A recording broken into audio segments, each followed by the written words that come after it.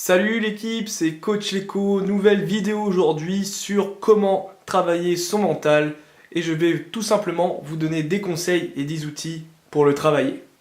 J'ai fait une vidéo la semaine dernière, mercredi, sur les 4 piliers de la performance et j'avais parlé en dernier pilier du pilier mental, un pilier beaucoup trop délaissé par les footballeurs actuellement. Donc aujourd'hui, on va tout simplement travailler dessus. Le problème, si on ne travaille pas son mental, on réduit tout simplement ses capacités. D'accord? Beaucoup d'entre vous ne sont pas prêts mentalement. Et ça empêche tout simplement des capacités physiques, athlétiques, de se montrer tout simplement. Vous ne jouez qu'à 50% si mentalement vous n'êtes pas au top. D'accord? Ceux qui sont prêts mentalement peuvent vraiment utiliser toute la panoplie qu'ils peuvent avoir sur leur corps, que ce soit vitesse, technique et tout ça. Parce qu'ils évitent tout simplement de se mettre des barrières, comme vous. Voilà. Vous mettez des barrières automatiques qui aujourd'hui vont totalement disparaître, d'accord? Parce qu'avec ces conseils et ces outils, vous allez tout simplement pouvoir les mettre en place directement dans la vie de tous les jours. Et j'espère que tu l'as bien entendu, que vous l'avez bien entendu. C'est dans la vie de tous les jours. Ça ne suffira pas de mettre ça en place à l'entraînement et au match, d'accord? C'est dans la vie de tous les jours qu'il faut travailler son mental, d'accord? Tous les jours. Les objectifs d'une préparation mentale sont plutôt simples. Vous apprendre à gérer le stress et vos émotions, vous faire décupler vos performances et tout simplement réaliser vos objectifs individuels et collectifs. Et si je dois rajouter un objectif, et j'en reparlerai encore dans cette vidéo, c'est d'atteindre cet état de totale réussite. Dans cette vidéo, je vais te donner, comme je l'ai dit, plusieurs conseils et plusieurs outils pour te faire ta préparation mentale à toi, car ce que je vais te donner, c'est tout simplement ce qui va en général. Donc ça se trouve, tu vas pouvoir copier-coller tout simplement cette vidéo et réaliser tout ce que je te dirai dedans. Mais ça n'ira pas à tout le monde, tout simplement parce que chaque footballeur a son histoire, a son vécu et a vécu des situations totalement différentes que son coéquipier. Donc voilà, à toi de vraiment mettre en place ta préparation mentale. Et en conseil numéro 1, tu vas avoir une attitude positive, d'accord? Il va falloir avoir une attitude positive tout le temps. Et je le répète, ça sera tous les jours. Déjà dans ta posture, être quelqu'un de très confiant et déterminé. Être sûr de ta réussite. Et quand je parle d'attitude positive, ça va aussi te parler positivement, d'accord? Tu n'es pas nul, c'est comment tu dois faire pour devenir meilleur, d'accord? Il faut que tu changes toutes ces phrases négatives en positives, d'accord? Arrête de jouer tout seul, joue plus collectivement, d'accord? C'est quelque chose de tellement simple à mettre en place et de très très efficace, d'accord? Il faut vraiment que tu le mettes en place et notamment avec tes coéquipiers. Il faut que tu en parles à tes coéquipiers aussi, d'accord? Parce que eux, ils vont t'envoyer des phrases négatives et ça ne va pas fonctionner. C'est vraiment un travail collectif, d'accord? Et je pense, et c'est pour ça que je le mets en conseil numéro 1, c'est réellement quelque chose de très puissant, mais qu'il faut faire tous les jours, d'accord? Ça ne sera pas qu'au foot, d'accord? Pas qu'à l'entraînement, pas qu'au match, ça sera dans la vie de tous les jours, avec ta famille, avec tes potes, au collège, au lycée. C'est obligatoire, d'accord? Et au bout de 10-15 jours où tu te seras forcé justement à mettre ces phrases positives, tu vas voir que ça sera une sorte d'habitude que tu auras mis en place et ça, c'est le meilleur. Ensuite, en conseil numéro 2, trop souvent, les footballeurs s'imaginent le match de demain. Mais ils s'imaginent de façon négative et se pourrissent l'esprit. Ils imaginent une situation où ils vont rater un contrôle, rater une frappe. Ils vont imaginer tout simplement le but de l'équipe adverse suite à une erreur. Non, il faut tout simplement se projeter de façon positive. Mais surtout, si tu te sens obligé d'imaginer le futur, imagine-la de façon positive, d'accord? Et en détail de tout ce que tu vas réaliser et tout ce que tu as réalisé déjà avant, d'accord? Mais le plus important surtout, c'est de vivre le moment présent. L'entraînement, tu as bien bossé cette semaine, donc tu n'as pas de problème pour ce week-end. Tu bosses, voilà, tu as ça à faire aujourd'hui, tu le fais, et demain, le match, tu seras là. Voilà, sur le moment, tu seras là, et tu feras ce que tu as à faire, ce que tu as bossé à chaque instant pour ce match. D'accord? Donc très important, soit tu t'imagines positivement en détail ton match, ou soit, et je te conseille celui-là, de vivre le moment présent. Il va falloir aussi être concentré et travailler ta concentration, et c'est l'autre conseil.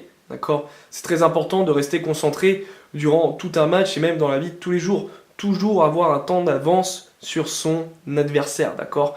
Si je dois te prendre l'exemple, par exemple, d'un joueur de football pro, Edinson Cavani reste concentré tout simplement parce que il défend. Voilà, il fait les retours défensifs, il regarde le placement des défenseurs pendant que lui n'a pas le ballon pour justement avoir ce coup d'avance à chaque fois. Et il reste en perpétuelle concentration. Et ça fait partie du mental. Ça fait partie du mental à travailler tous les jours au collège, au lycée, être capable de rester concentré pendant 30, 40 minutes à écouter son professeur.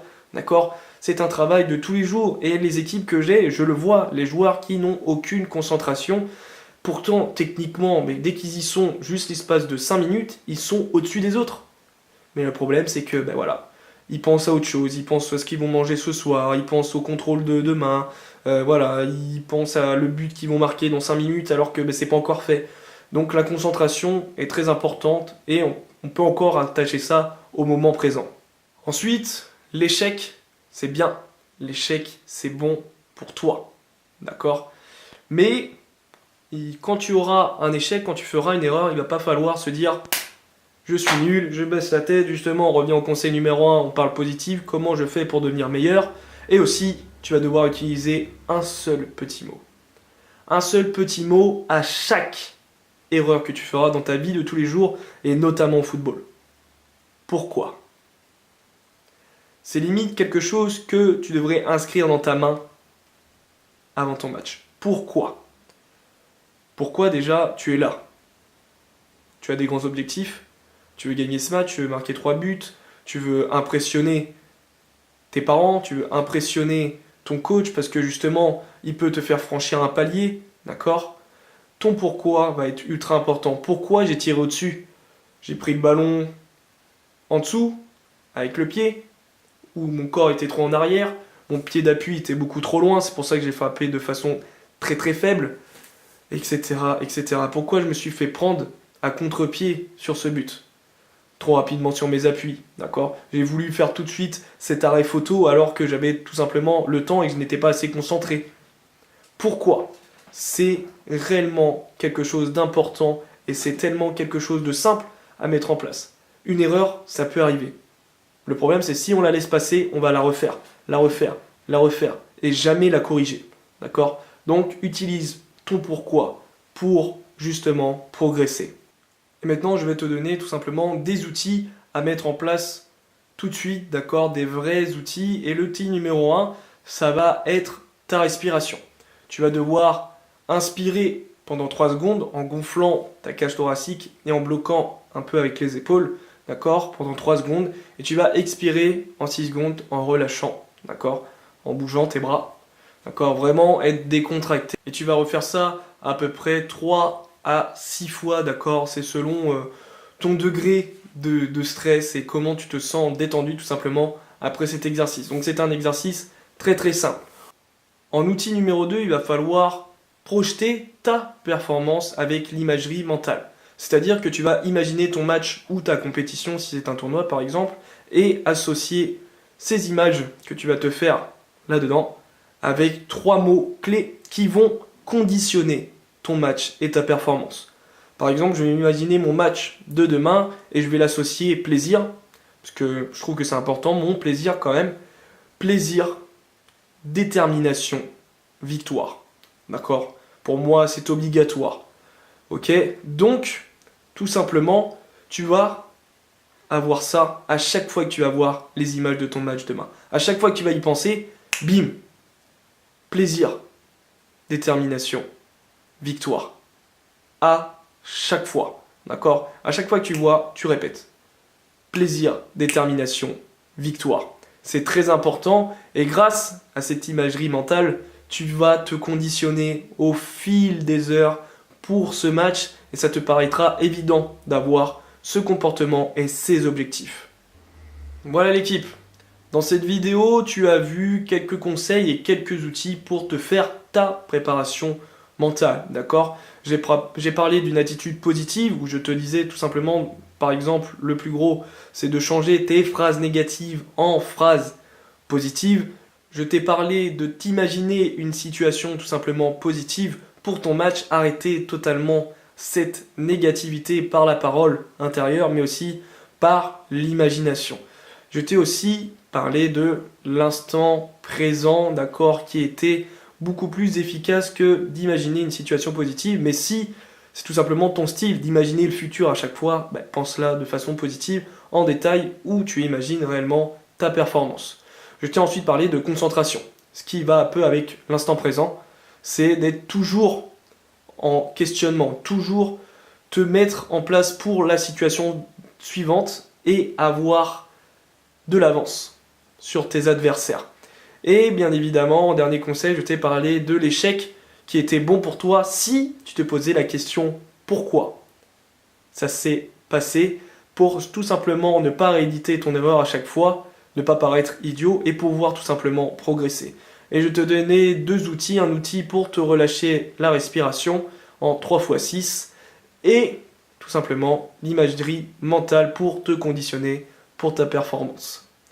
Merci l'équipe d'avoir regardé cette vidéo, maximum de pouces bleus, on s'abonne si ce n'est toujours pas fait et on me suit sur les réseaux sociaux. Prochaine vidéo dimanche, ciao.